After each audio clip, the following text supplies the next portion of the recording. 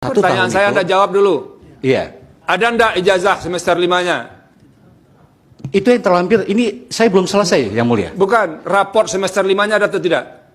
Ini mau saya sampaikan ini sebenarnya. Mana dia tuh? Tunggu Sebentar. dulu. Jadi begini, Yang Mulia. Anda ada atau tidak dulu? Yang raport semester 5-nya? Ada di buku induk, Yang Mulia. Di buku induk ini sudah Iya. lihat itu cuma 4 semester, Pak. Iya. Yang semester 5-nya ada atau tidak? Nah, itu sesuai apa yang ada di buku induk aja, Yang Mulia. Ya, namun begini, Yang Mulia. Ya. Namun begini, mohon izin, Yang Mulia. Ya. Biar kita terang dan lurus, Yang Mulia. Bukan. Ya. Maksudnya begini, izin, Yang Mulia. Jangan Anda tidak boleh nanya ke situ. Iya. Saya tanya Anda sekarang. Ada tidak raport semester 5-nya? Ada sesuai Mana? dengan yang di buku induk. Yang tertera di buku induk yang kami sampaikan. Anda ke sini. Iya. Di buku induk, Yang Mulia. Anda ke sini. Baik.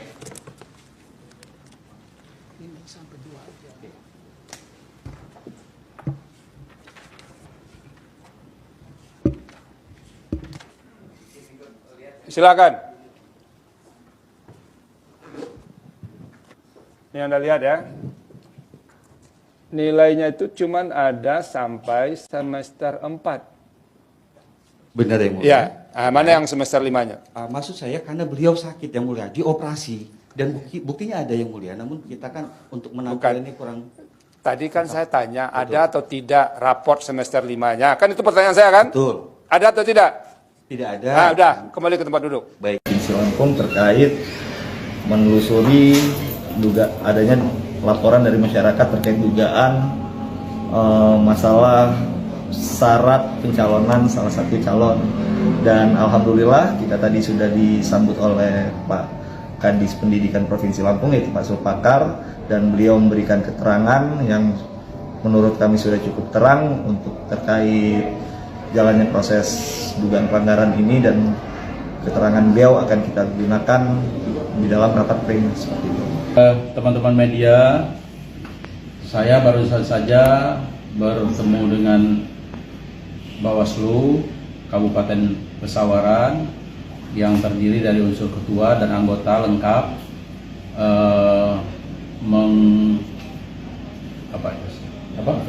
mengkonfirmasi terhadap persoalan yang disampaikan oleh masyarakat kepada KPU bahwa salah satu calon yang dimaksud adalah Bapak Arisandi, calon Bupati Pesawaran, diragukan atas keabsahan ijazah yang bersangkutan.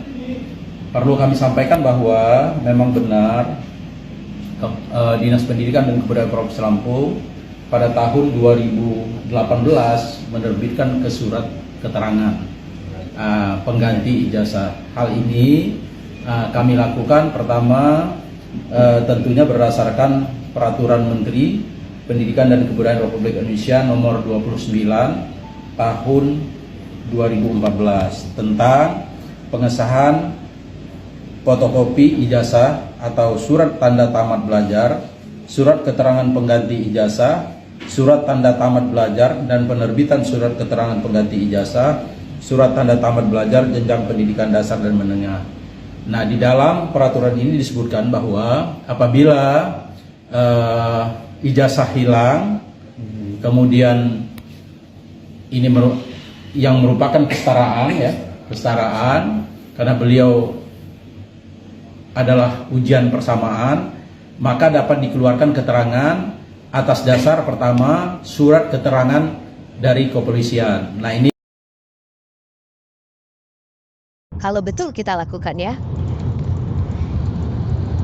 Tidak dilarang kan menangis di saat mengaku perbuatan. Menangis benar-benar menyesal, bukan dibuat-buat. Setuju. Menangis itu bagus kalau bisa, ya. Ya, jadi jangan sampai begini ya. Jangan sampai rekayasa. Intinya di situ. Kalau ya namanya kita berbuat salah dan kita akui,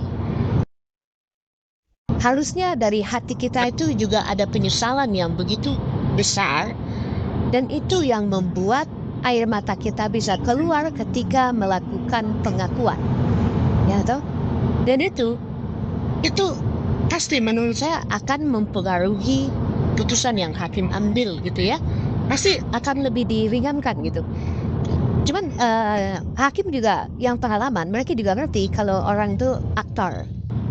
Main-main nangis aja gitu. Walaupun sebenarnya dia gimana, tapi berakting nangis juga hakim bisa baca.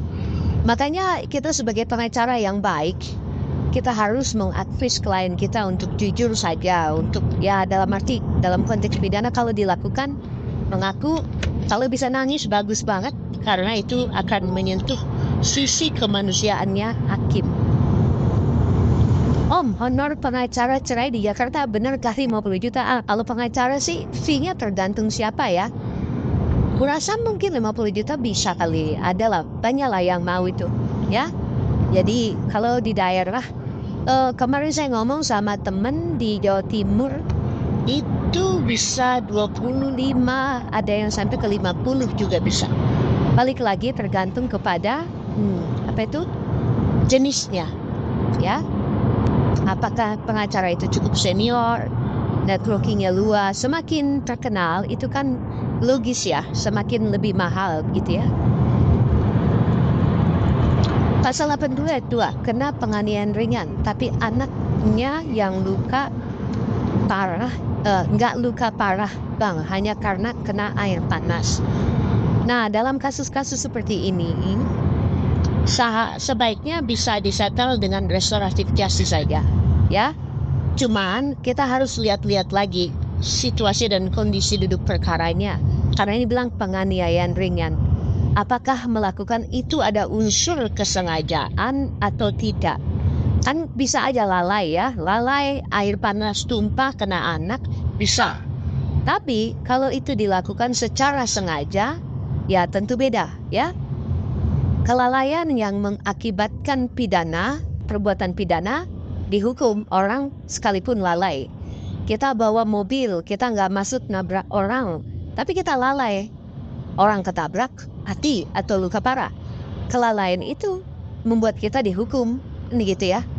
Nah, jadi ini memang harus dilihat kasuistis gitu ya. Saat ini belum buka makam. SEMA bisa dijadikan kaidah hukum dalam memutus perkara. Ini menarik nih SEMA. SEMA ini dalam tata urutan perundang-undangan itu tidak ada di situ, tidak masuk. Tapi karena SEMA ini adalah surat edaran untuk internal Mahkamah Agung, maka kita sebagai pengacara ini kalau kita ada tahu SEMA-nya, pasti kita pakai gitu. Karena apa? Karena yang ambil keputusan kan hakim. Walaupun SEMA itu tidak bagian dari tata urutan peraturan perundang-undangan, tetapi SEMA itu adalah anjuran, himbauan, edaran kepada para hakim di seluruh Indonesia yang diterbitkan oleh Mahkamah Agung. Dalam mensikapi situasi-situasi seperti ini harus mengambil langkah atau sikap seperti apa. Itu dikasih petunjuk oleh SEMA itu. Makanya ya kita harus update, kita sebagai lawyers yang baik harus punya pengetahuan dan juga akses terhadap SEMA-SEMA yang terbaru gitu. Nah dan juga gini, di mata klien kita kan juga terlihat bagus ya kalau kita tuh sampai tahu SEMA. Karena itu kan surat edaran internal Mahkamah Agung dengan hakim-hakim PNPT kan. Tapi kalau kita bisa punya kan bagus. Jadi kalau punya itu pakai aja ya. Bang, ada tidak jurisprudensi sengketa tanah yang dikuasai warga lebih dari 50 tahun? Saya nggak ingat ya, mungkin saya harus cek ulang.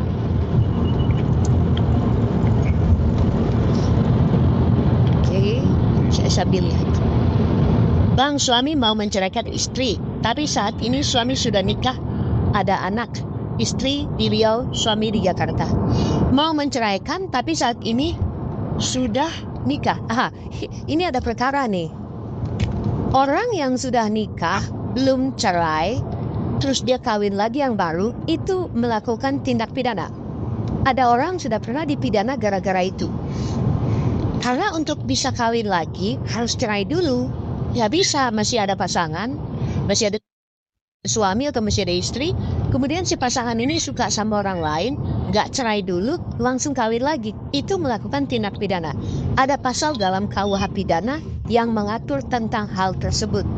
Nah, jadi Ini hal-hal yang memang terjadi di masyarakat. Mungkin karena ketidaktahu akan hukum, ya, maka mereka melakukan itu. Dipidana orang yang sudah kawin,